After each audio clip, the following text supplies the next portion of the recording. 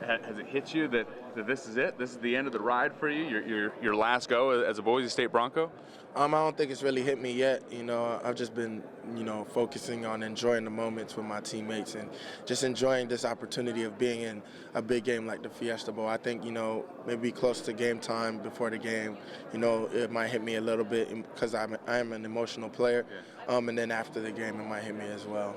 Hopefully we're celebrating a win though, so it'll be less sad about it. When you say you are an emotional player, getting ready for your final game, what has this week been like for you? The preparation, have you kind of savored it a little bit more? The practice time that you have with the guys? Definitely. I mean, one thing about how Coach Harsh, stresses to us each week is just, really enjoying the process of each week. And I think maybe just because this is my last game, I definitely I feel like I've enjoyed it just a little bit more and just cherished these moments that I've had. You're one of the most productive backs in a season at Boise State. You got a chance now to become the all-time leading rusher in a season. I think you're 30 yards away or somewhere around there. To do that on the Fiesta Bowl stage where Ian Johnson made his name, where everyone knows him, that's got to be a pretty special place to have that opportunity.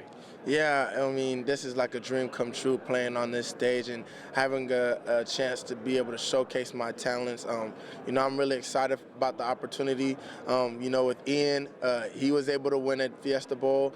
Doug was able to win a Fiesta Bowl, and so I feel like, just to be able to put an end to this chapter at Boise State, it will be just amazing to be able to have a Fiesta Bowl under my belt while accomplishing, those achievements as well. Have you talked to Ian or Doug? Have you talked to those guys? And what's your relationship with those guys as one of the great backs to put on a Bronco uniform?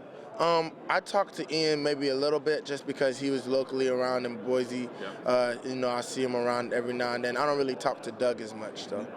What stands out from Arizona's defense on tape to you as you've kind of prepared for the Wildcats this week?